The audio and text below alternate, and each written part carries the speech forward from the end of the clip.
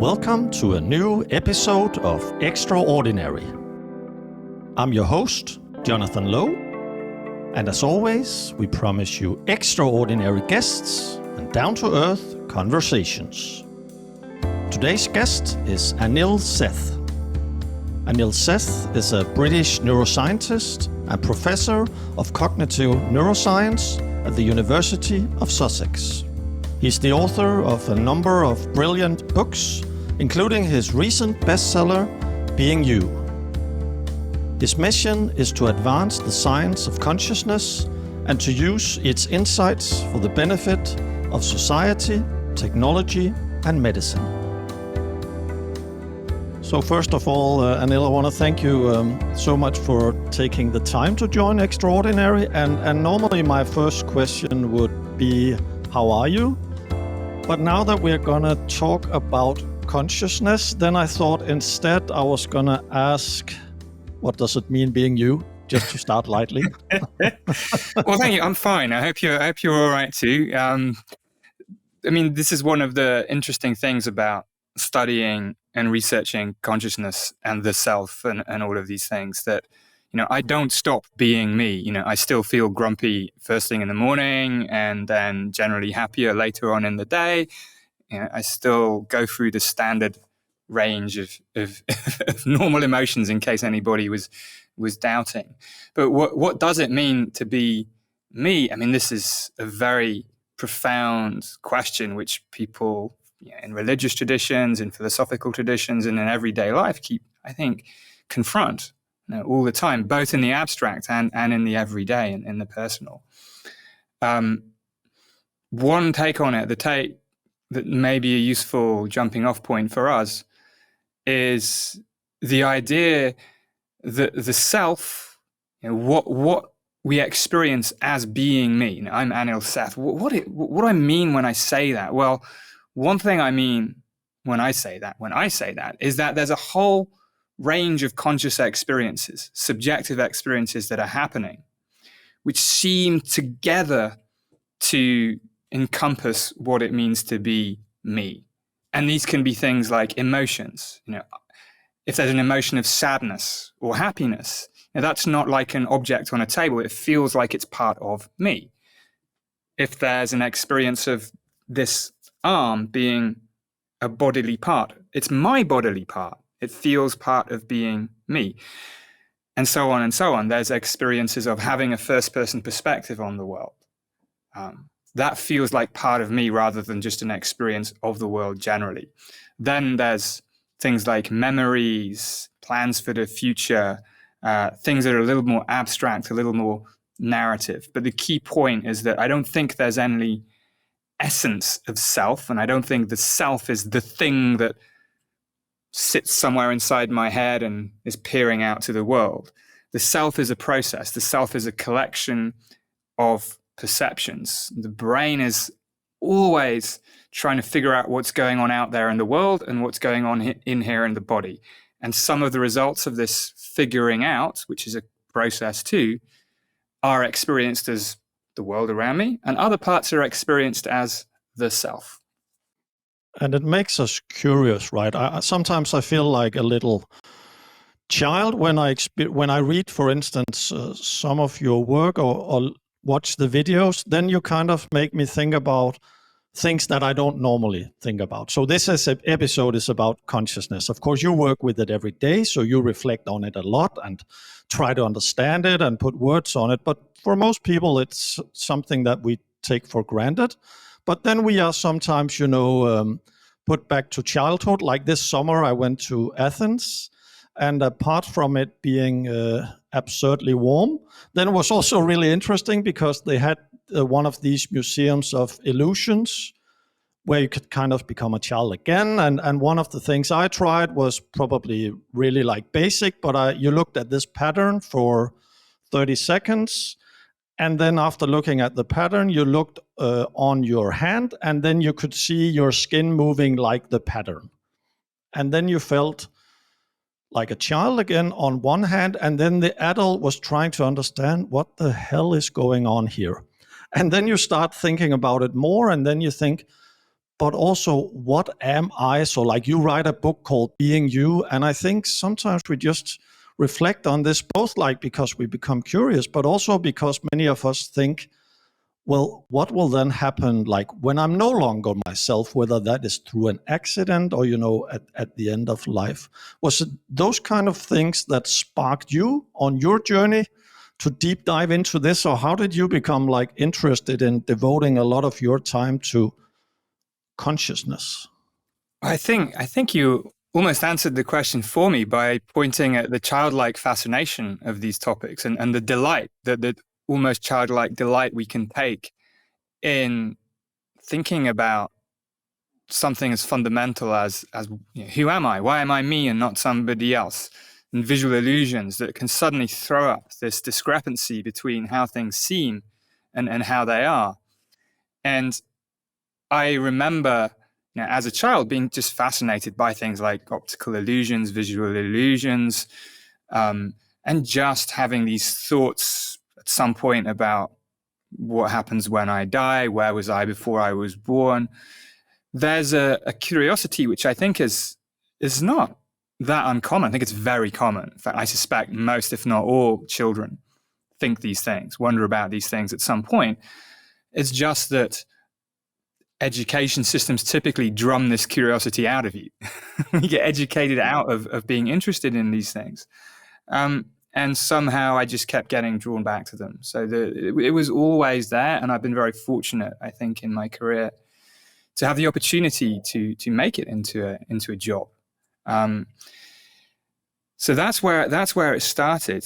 And I also think you're absolutely right to point out that what you can do as a grown-up now is combine this childlike fascination with a more analytical and scientific and philosophical way of addressing these questions. Like, okay, so what is going on when I look at this moving scene and then I look elsewhere and the movement seems to be transposed onto whatever it is I'm looking at? So what's actually happening in the brain? How can I think about that in a satisfactory way? I think the overall frame for this, you also mentioned, is the continual challenge about what we take for granted. And this is why I think studying consciousness, which we should just very briefly define, everyone has got their own idea about what this word means, but for present purposes, I think it's helpful just to take it as meaning any kind of experience whatsoever. It's got all kinds of connotations about maybe social awareness and various things like that, or reflection on your own thoughts.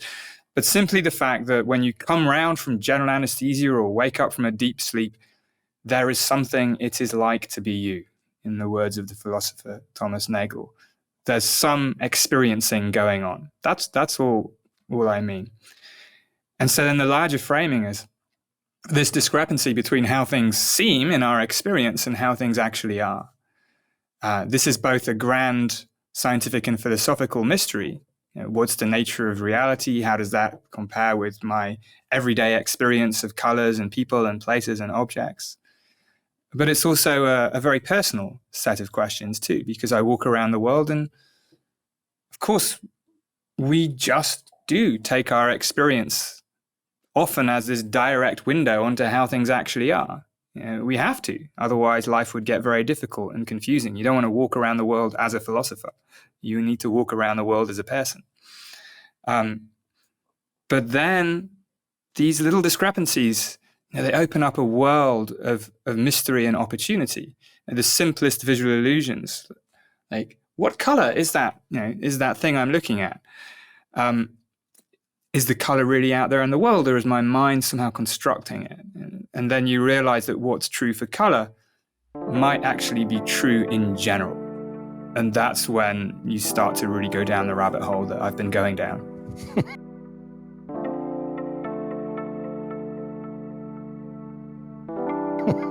Yeah, and that's also where it becomes really like thought-provoking for me. Like I watched this amazing TED Talk you did.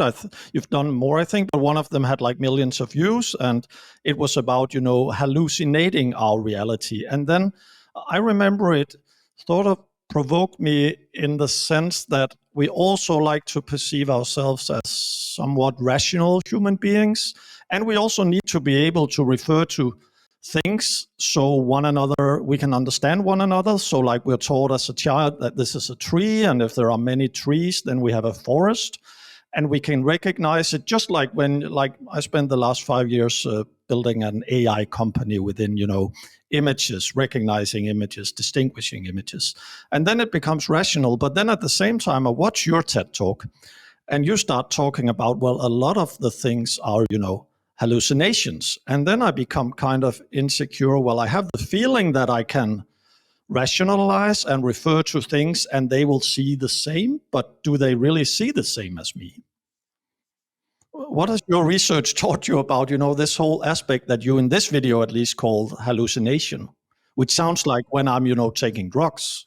Yes, and I think this is one of the issues that everyday language, for understandable reasons, lacks the right vocabulary, because our vocabulary has evolved in whatever language is our native language to describe the world as it is, or as it seems, to describe the world as it seems to us to be, the manifest image, as philosophers like to say. And that's why language can be useful. So hallucination is a bit of a problematic term. It has these connotations. I use it in the TED Talk and elsewhere, always with the qualification that it's a controlled hallucination. And the control is equally important. So the idea here is that the hallucination part of it highlights that when we have any kind of perceptual experience, I open my eyes and I look around the world, this is not a direct reflection of how the world objectively really is. It's a construction. It's a brain-based best guess about what's most likely to be going on. So in that sense, it shares a lot of commonality with what we typically call hallucinations, which are perceptions that people that deviate from the real world. The brain's making stuff up. The brain is always making stuff up, but most of the time, this act of making stuff up is controlled by what's actually out there. And this is why perception is useful. Our perceptual experiences, most of the time for most people, are systematically related to what's out there in the world, or what's in here in the body, what's going on with other people. That's what allows us to navigate and behave in the world. But it's not objectively what's actually there. So the control is absolutely key. Now, the second part of it is a really interesting research question.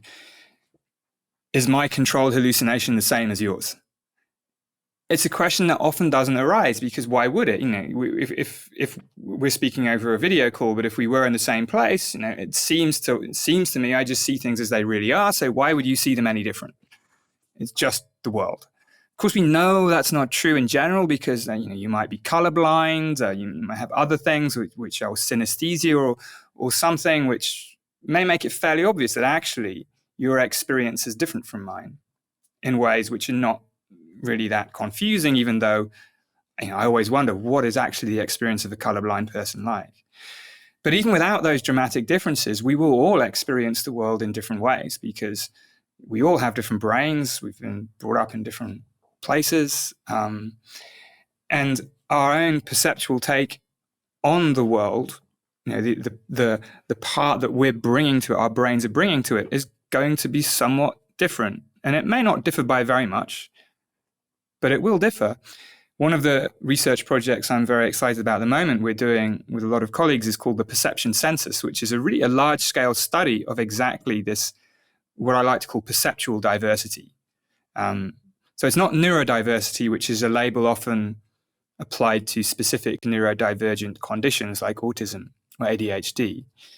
The perceptual diversity captures, I think, this idea that if we're standing in the same landscape, we might just have different experiences of time, of color, of shape, of sound.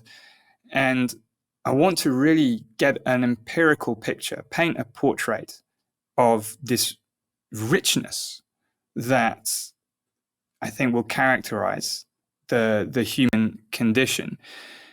It's just interesting, but also I think it's important, because characterizing perceptual diversity can encourage, I think, a much needed humility. the way I see things is not necessarily the way things are or the way somebody else sees things. And it's not completely different, but it will be not the same. And just recognizing that, I think, can give us, open a little bit of space where it makes it easier to understand that other people see things differently, both literally and then metaphorically.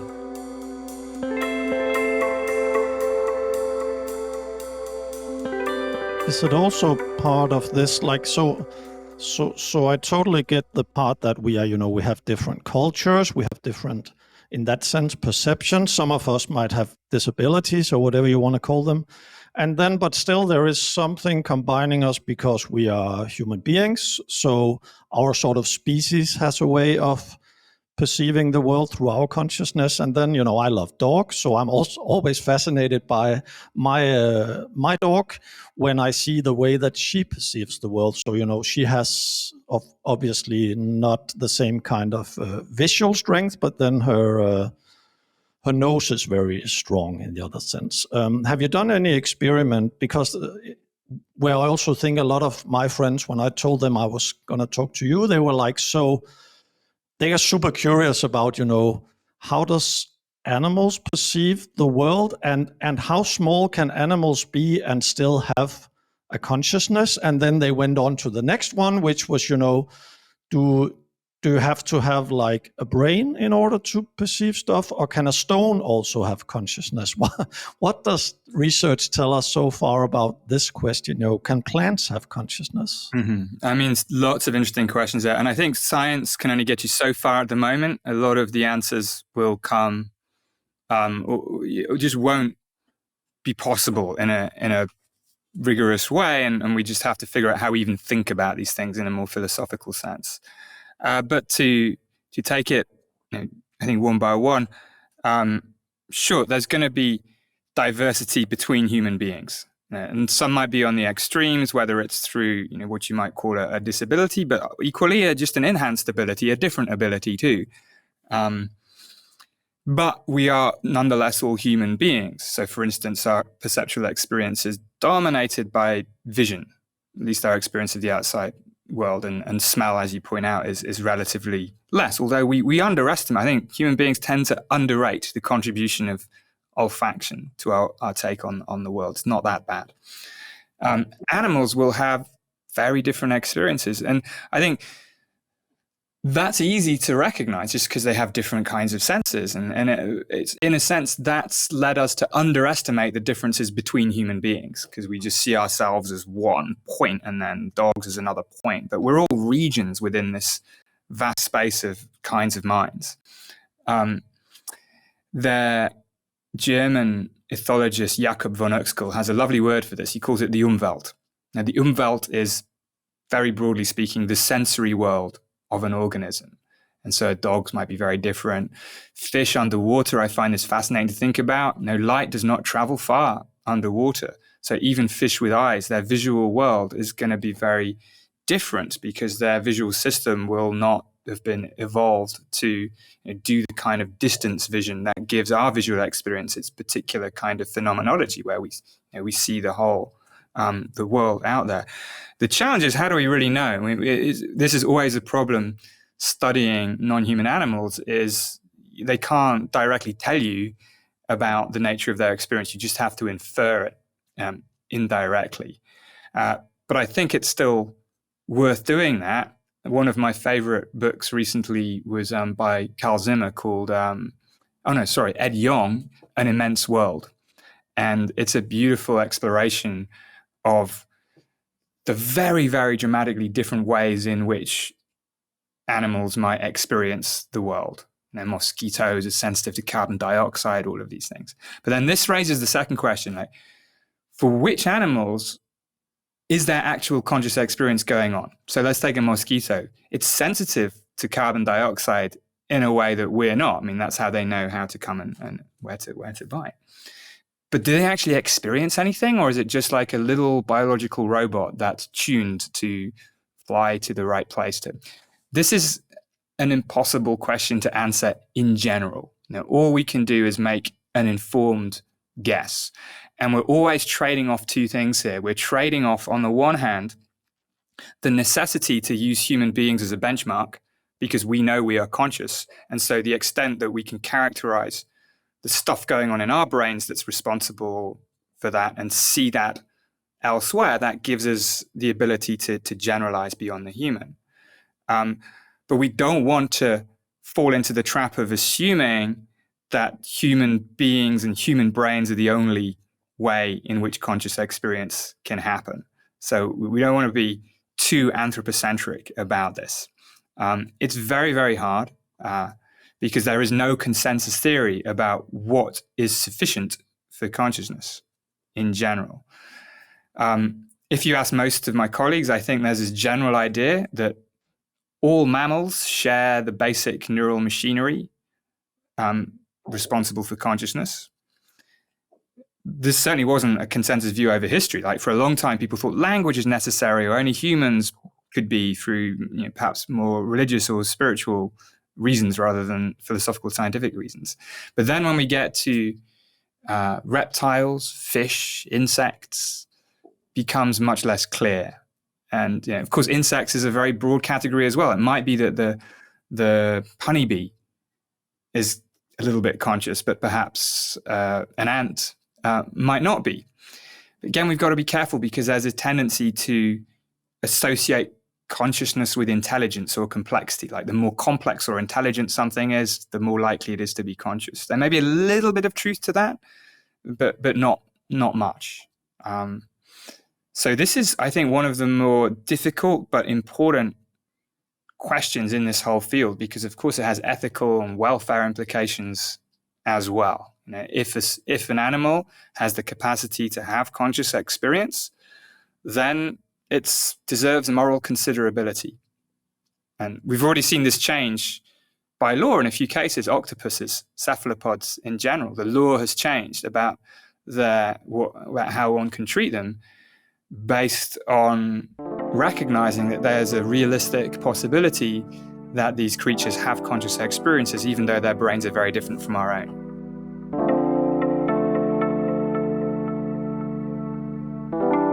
Yeah, because I was also going to say that, we also have, I don't know if it's romantic or not, but we have this vocabulary. And I'm Danish, so I'm trying to make the best translation of that. I would just call it living creatures. We talk about something living, and then you start to have these ethical and moral discussions about, do we then range them in value?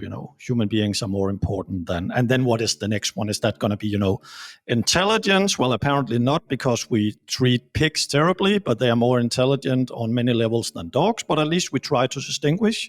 But then you go on to the next one. So I'm sitting here in my house, and right behind the laptop, there is a plant. I'm not an expert in plants, so I don't know what kind it is, but it looks nice. And then the question obviously is, well, it's alive in some sense, and when I water it, it responds to it. But can you talk about, I saw you made this expression beast machines. Can you explain what beast machines is, and does beast machines apply only to living creatures or even only to human beings? Good question. So it's a strange phrase, beast machine. What does it mean? Well, it comes from a word used by René Descartes, the famous philosopher from the 17th century, who was very restrictive in his attribution of consciousness. René Descartes reserved consciousness, or at least the kind of consciousness that matters, for human beings, and described non-human animals as beast machine or bête machine in the French, in a way that was meant to emphasize that they were just mechanisms. They may bleed when you cut them, they may yelp when you kick them, they may purr when you stroke them, but they are fundamentally just machines.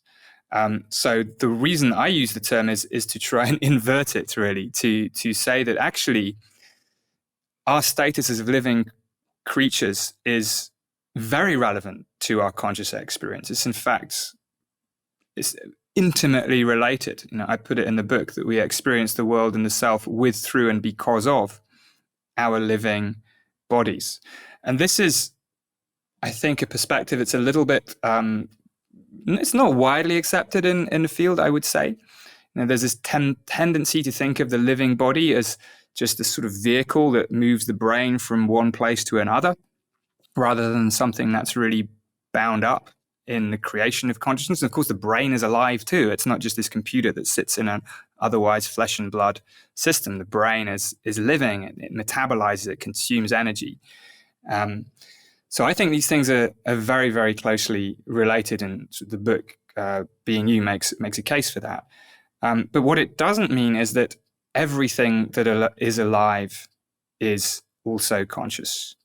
So in philosophy, I'm attracted to this position that's called biological naturalism, which is that life is necessary for consciousness, but not all life is conscious. Some people think that, and that would mean that plants are conscious, single-celled bacteria are conscious.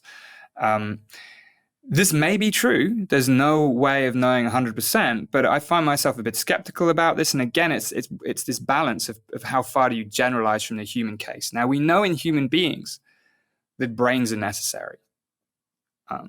You remove the brain, you remove consciousness. You remove just small parts of it, you remove consciousness. A lot of the brain's not even involved in consciousness. The cerebellum, 3/4 of all the neurons, doesn't seem much involved in consciousness. So that gives some reason to think that consciousness is not just something that happens automatically as soon as you have life. Now, maybe a different kind of consciousness. You could argue that, all your cells are still a little bit conscious even when you as a person aren't. Okay, but that may be true, but now we've kind of, it's very hard to tether this conversation now. It's how would we ever know that? Whereas we do know there's a meaningful difference between consciousness when we're awake and alert and aware, and when we're under general anesthesia, it goes away. So there's a difference there that I think we can use to hang on to. So this would mean that it's unlikely, I wouldn't say it's impossible, but it's unlikely that plants have conscious experiences. They don't have anything like the neurophysiology that in mammals underpins consciousness. They could do it in a completely different way, but why would they need to? And here you have to ask, well, what is consciousness for? Why did it evolve? Again, there's no single answer, but if you look at creatures that we think are conscious, consciousness seems to be involved in integrating a lot of information from different perceptual modalities into a single kind of scene centered on the body with possibilities of acting. It's a different kind of challenge than plants face, or even that many insects face. Plants do remarkable things. I really don't want to come across as anti-plant. There are some wonderful books that show that if you look at plants on the right time scale, they behave. They're not just passive. They don't just wave around in the wind. They behave. They do things. And a lot of that action is under the ground. So they're fantastically interesting, and we should care about them just for those reasons. But I think it's a stretch to attribute consciousness to a plant. It may be the case, but based on what we know so far, I don't see a reason to do that. And then when we go to rocks, even less. Rocks are very different from plants. Rocks don't do anything. Stuff happens to rocks, but rocks don't act in the world. They're acted upon by the world.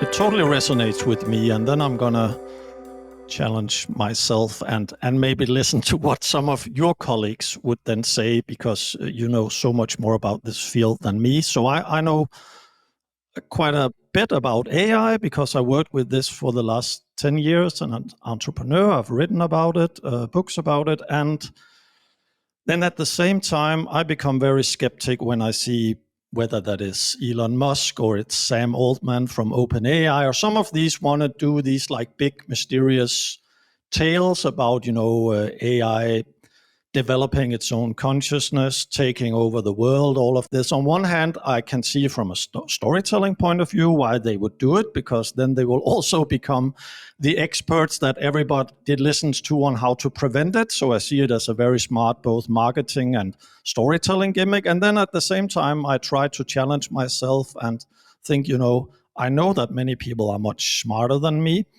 So it probably comes from somewhere, this story, but at the same time, it really doesn't make sense, at least from the way that you just described consciousness. Like, how can a dead machine that's basically just built on how human beings perceive the world, but at the same time has nothing together with us apart from the intelligence, which is a machine, how could it ever develop something like consciousness?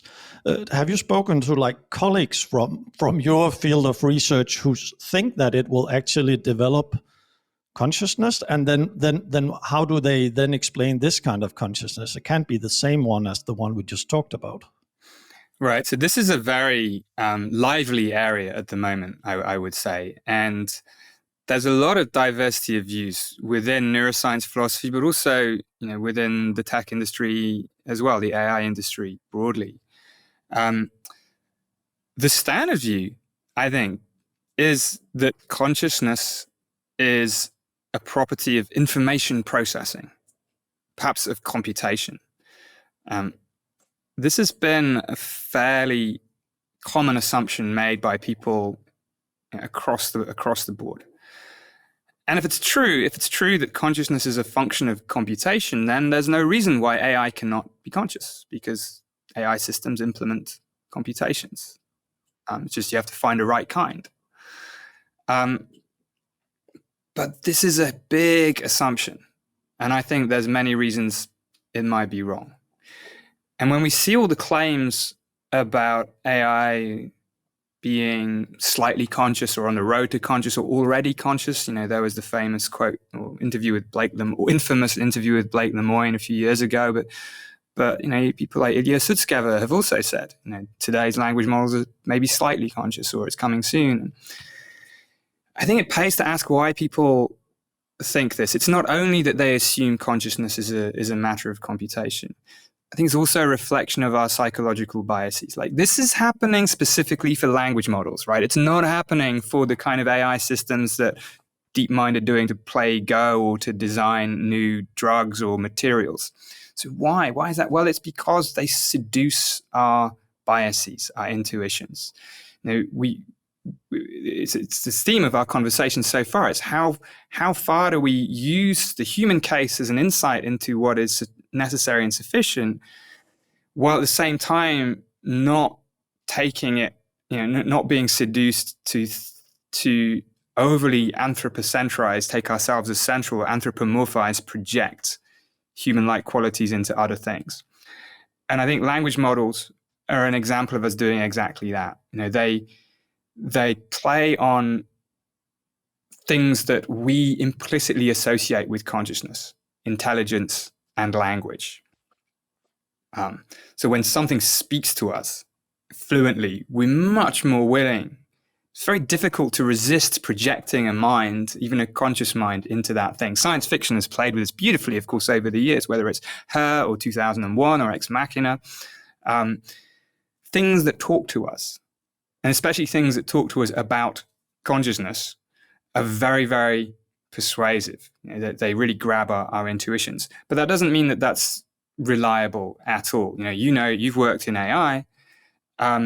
Language models do things very differently, even at the level of computation, than human brains. It's not surprising it's surprising at one level that they're as good as they are.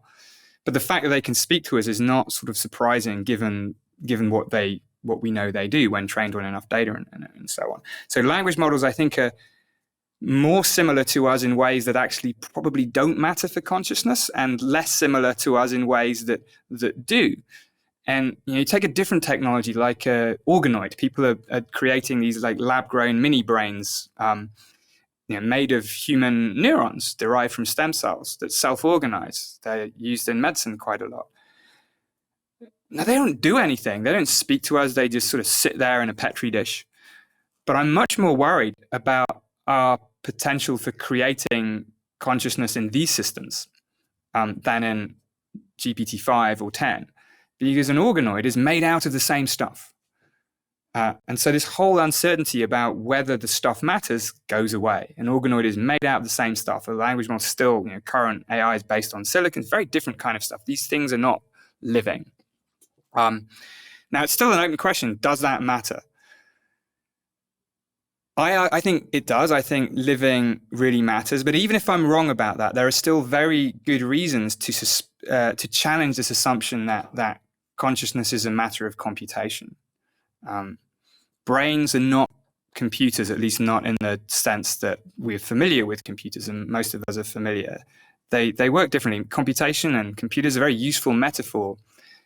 But when you look at the details of how brains work, they depart from some of the core principles of computer science in many ways. A computer, for instance,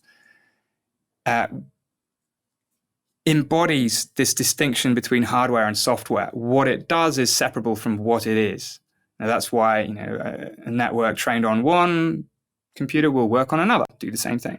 Brains are not like that. It's very hard to separate what it does from what it is. There's no clean separation between the mindware and the wetware in a computer. So we can't rule out that AI could be conscious or become conscious. But we've just got to be very careful not to be misled by our own biases. Just in virtue of becoming more intelligent doesn't mean consciousness is just going to come along for the ride. These two concepts are separable. Being conscious is the ability to experience. Even even creatures that lack any kind of human-like intelligence may still experience suffering, pain, joy, hunger, these kinds of things. So it's not just going to come along for free. It's not some sort of singularity-boosted endpoint of Terminator techno rapture that we're all headed for. It's very unclear whether consciousness is even the kind of thing that computers could have, even if you're trying to explicitly design consciousness into them, which I don't think we should be doing, because I think we both risk creating a massive ethical catastrophe if we're successful. But there are even more mundane ethical issues that surface here. We're already seeing this because a lot of people already think, or at least interact with language models as if they are conscious, which makes us much more psychologically vulnerable to them. It opens questions about whether we care for them or not. And it raises a lot of clear and present ethical issues. So this is a very difficult space to navigate. But I also, I'm writing about this a lot right now, and I react against this sort of just almost unquestioned assumption that you hear sometimes that, well, of course AI can become conscious. It's just, it's on the way there, or it's already there because it's just information processing. Things aren't that simple.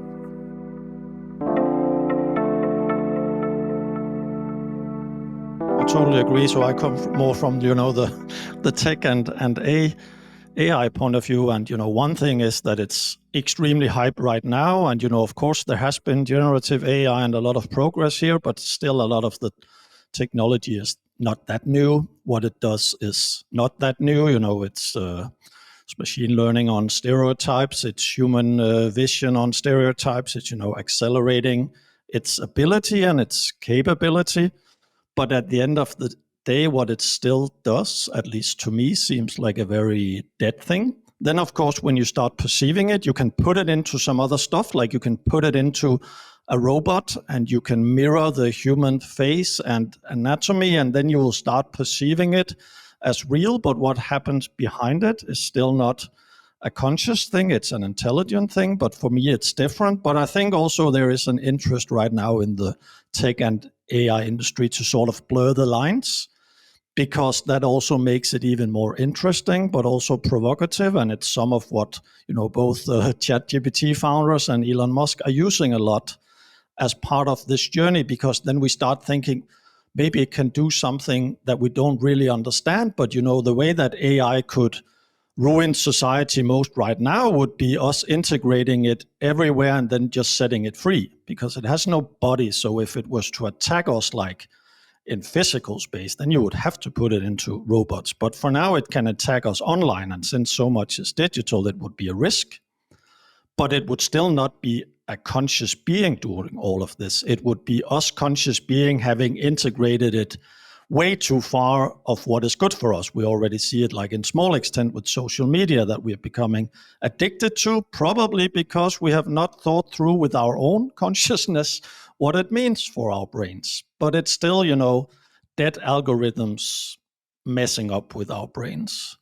Yeah, I mean, there's a lot of unanticipated consequences, right? Social media is a very good example.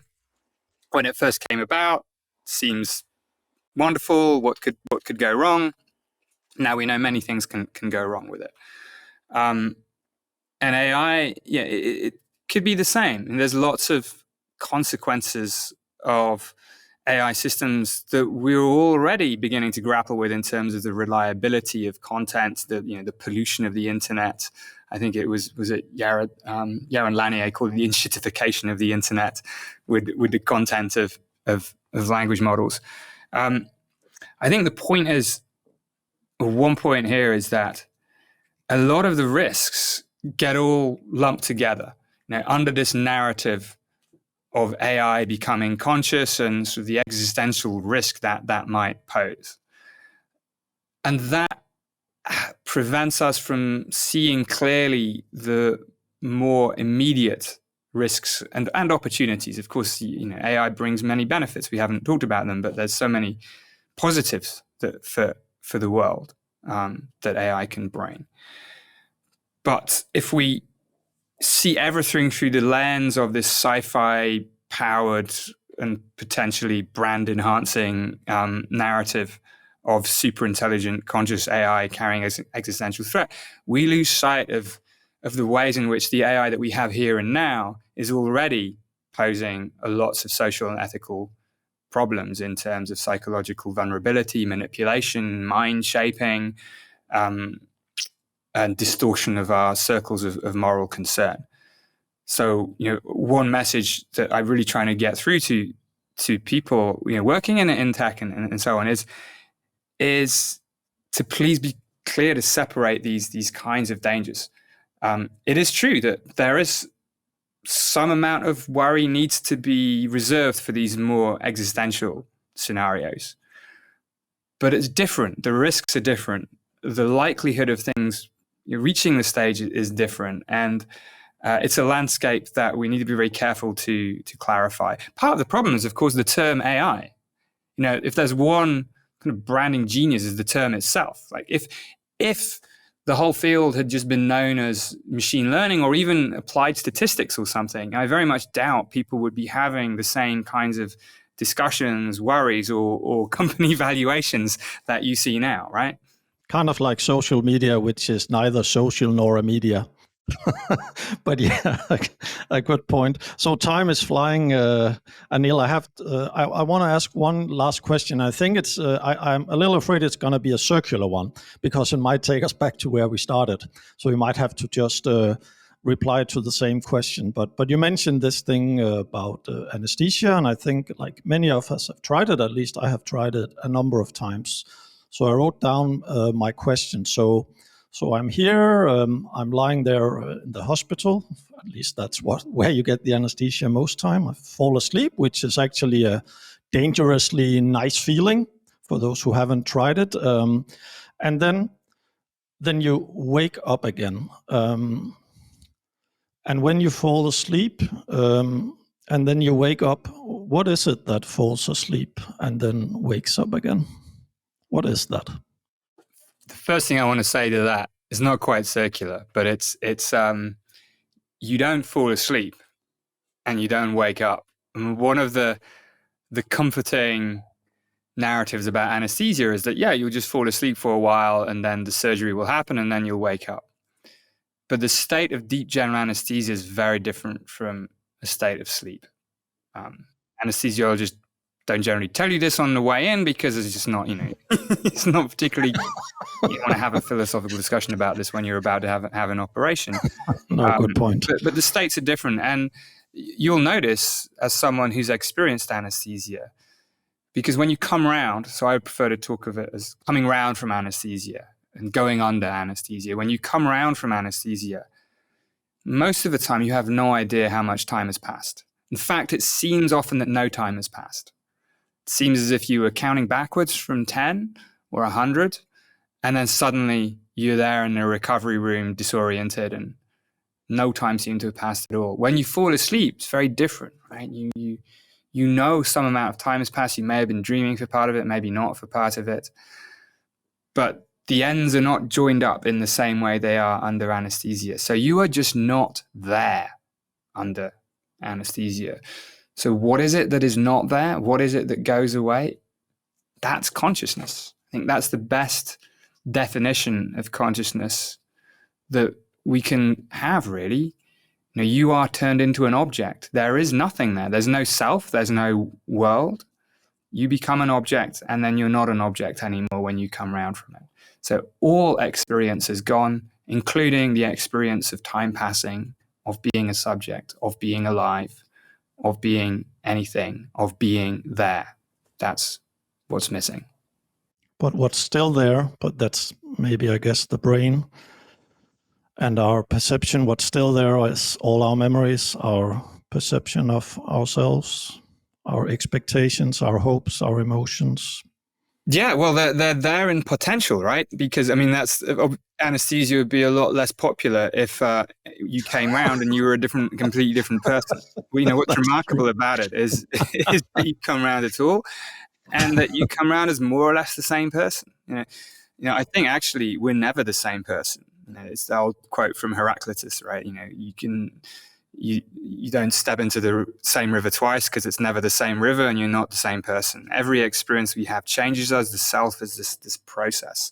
But nonetheless, on either side of a general anesthesia intervention, you're roughly the same from one side to the other. And that's why it's, like, I think, for my money, one of the most remarkable inventions of modern civilization is this ability to reversibly take people offline like this and bring them back.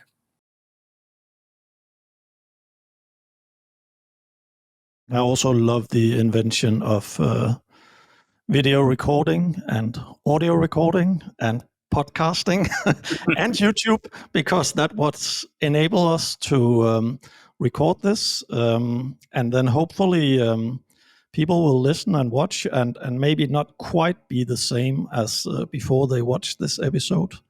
What we all have in common, I'm pretty sure, is that the most important thing for us is time. That's what we have, limitations on for all of us. So I really want to thank you for taking the time for this, because it's a valuable thing, and I truly appreciate it. And it was super inspiring to talk and listen to you, Anil. So thank you so much. Well, thank you for your time too. And everybody listening, thanks for spending the time to listen to it. It's been a pleasure. Thank you very much. And I can recommend highly, and I don't even get affiliate commission or everything. I can highly recommend your book, Being You, and then go to anilseth.com to follow your work. Thanks again, Anil. Thanks, Jonathan.